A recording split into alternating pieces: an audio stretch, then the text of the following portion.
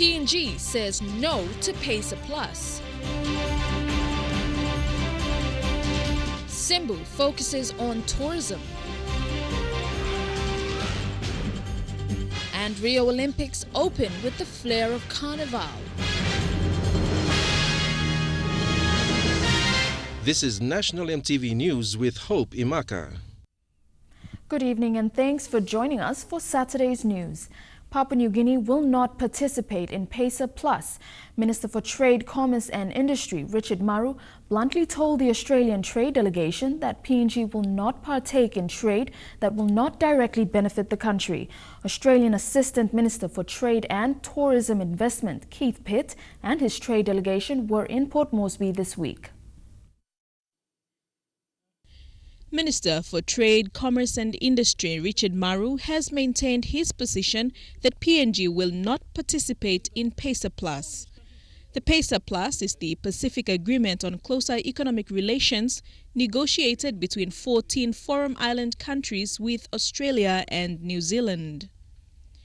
Minister Maru said Pacer Plus does not have any benefits for PNG and it will not participate further in the bilateral agreement.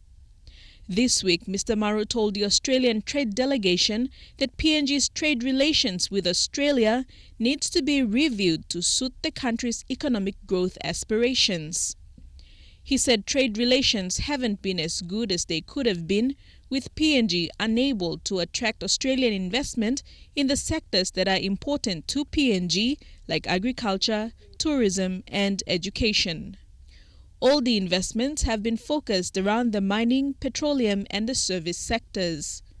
Minister Maru said the government's intention is to deepen trade relations with Australia, which is guided by a clear policy framework and commitment between the two countries to reduce the current trade deficit. Deli Waigeno, National EMTV News. Simbu Province has entered into an agreement with the Tourism Promotion Authority to have an office in the province. Minister responsible and member for Kundiawa Gembo, Tobias Kulang, signed the agreement yesterday in Kundiawa. Simbu hosts the country's top icon, Mount Wilhelm, and this comes as a new beginning to bring more tourism activities into the province. For years, Simbu Province has not had this important office, despite the province hosting one of PNG's iconic tourist destinations. The provincial government has finally realized this, therefore agreeing to have Tourism Promotion Authority established in the province.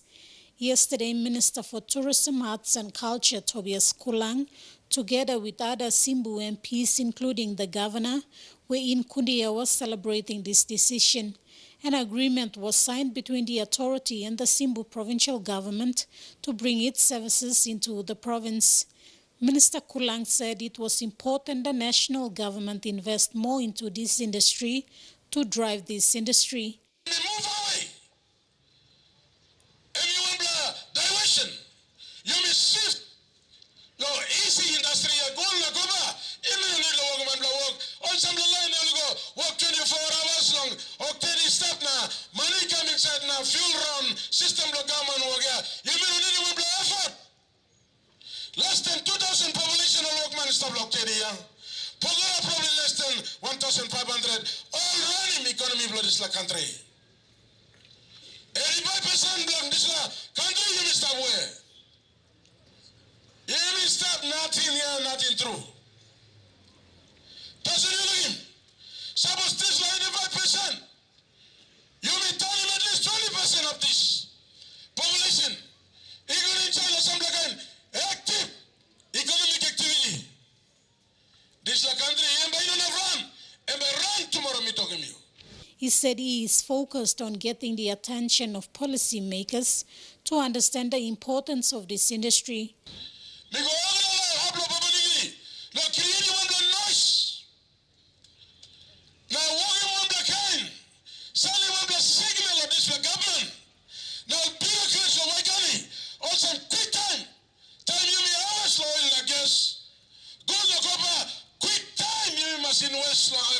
Tourism. Here you say, how much tourism am I contributing? 2% or so. Because you mean important. The Simbu provincial administration is planning new legislations to control tourism activities, especially regarding Mount William. Now, what kind something meeting was by working big difference to Simbu as far as economy is concerned. I am dupla something where I introduce him. I'm done dupla day. Let me talk big thank you, Minister of Culture and Tourism. New billboards were unveiled to signify this partnership and Simbu's commitment to embark in the tourism industry. TPA announced an initial funding of 100,000 kina for the establishment of the new office. Michelle Amba, National EMTV News, Mount Hagen. More local stories after the break. Stay with us.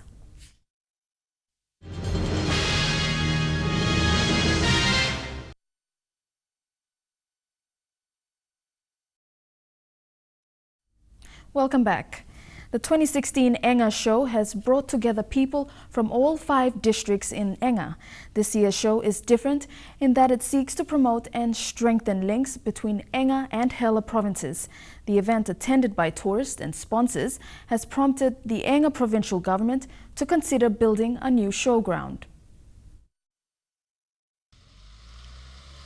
What appeared to be a slow, sluggish morning disguised the hidden energy displayed when the many clans converged on the soccer field in the center of town. The Sing Sing groups came from as far away as Pogera and the Kompiam Valley. This is an Engga festival displaying, amidst the negativity of tribal fighting, the unity that Engans feel amongst themselves. Engan society is very structured, and the rules that govern everyday life are rooted in traditions that extend hundreds of generations into the past. Now, this show has become an opportunity to unite the many families and also forge new relationships with the people of the Hela province who share a common ancestry. Through that one language, the people feel that we are one people, and then when you get a cultural show like this event today, it also strengthens our unity. The province is going beyond just the promotion of culture during the show. Their single language has made it possible for cultural education to be integrated in the formal system. We are piloting the project in 21 selected schools, which include all high schools and secondary schools in the province. The Engan man was all about peace. You know, the traditional Engan man was about peace. They were not there to disrupt and destroy community and society. As the festivities come to an end tomorrow, Engga will be looking at making this show even bigger. Scott Waide, National EMTV News, Wabek. Police Commissioner Gary Baki is pushing for the reintroduction of the electronic cell management system for every police station in the country. Commissioner Baki is confident the system will provide detailed information on all detainees, minimize snake bails and establish proper prosecution records. He made these remarks during the 3rd meeting for all departmental heads in Port Moresby. The electronic cells management system will be reintroduced at the Boroko Police Station in Port Moresby as a pilot project upon the completion of its renovation. This means all accused persons detained at the Boroko cells will be required to fill out information sheets. This information will be compiled and given to the prosecutions to present in court. Today, there are no such records, and it becomes easy for detainees to use false names. The system has already been introduced at the Lae Metropolitan Command in Morobe under the Papua New Guinea Australia Wokbung One Time program. According to NCD Metropolitan Superintendent Ben Tui, the system is not a new practice for police. Tui said the recording of detainees' information used to be a core police function, but over time, arresting officers ceased carrying out their duty. The introduction of the cells management system is predicted to assist prosecutors in courts and on a bigger scale decrease cases struck out on technical grounds. It helps us to keep details of prisoners, detainees, their appearance in court, their names, the offences that they've been charged with, and the date of admission into the cells. So we keep all records so that we try to track prisoners. Tekla Gunga, National EMTV News. A vehicle plunged into the drain outside Games Village in Port Moresby midday today, sparking concerns from residents over reckless driving. According to eyewitnesses, the car had been speeding down the residential street, almost running over children. Angry mothers who stood at the site of the incident called on authorities to look into the incident. They said the men were seen removing cartons of beer from the car after plunging into the drain. An attempt to tow the car out of the drain had proven unsuccessful as angry residents refused to help the driver unless he was held accountable. This year's Grade 12 written expression examination will be conducted throughout the country on Monday, the 8th of August. 26,000 students from the 155 secondary schools will sit the 3-hour exams, which will start at 8 a.m. Education Department's Acting Secretary, Dr. Ukakombra, said prior to the exams, the students were issued with the relevant resource booklets.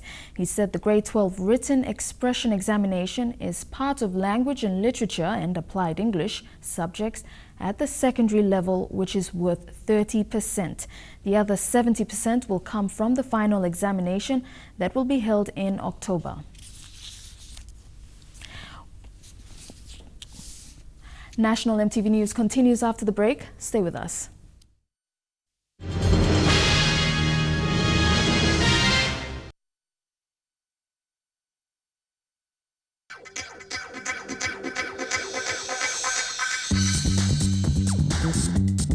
Trukai Sports.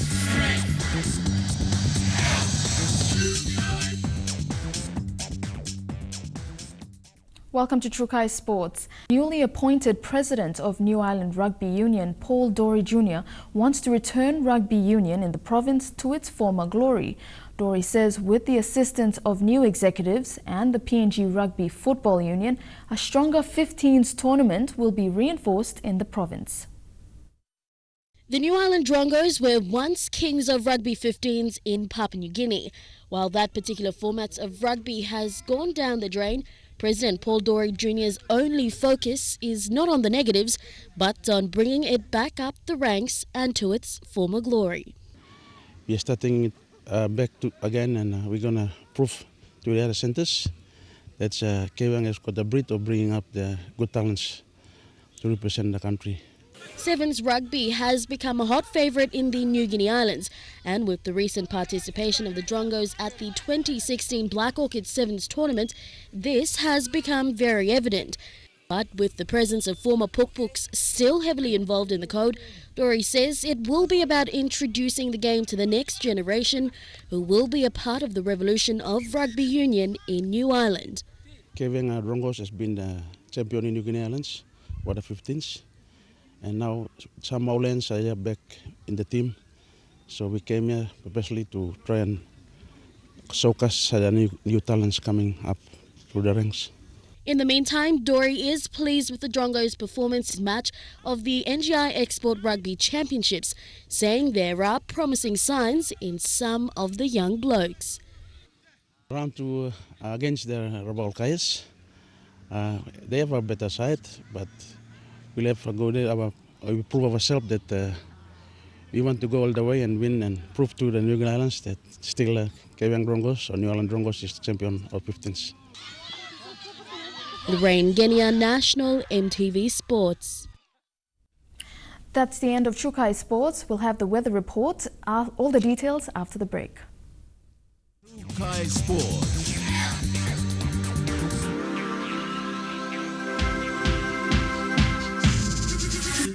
Trukai Sports.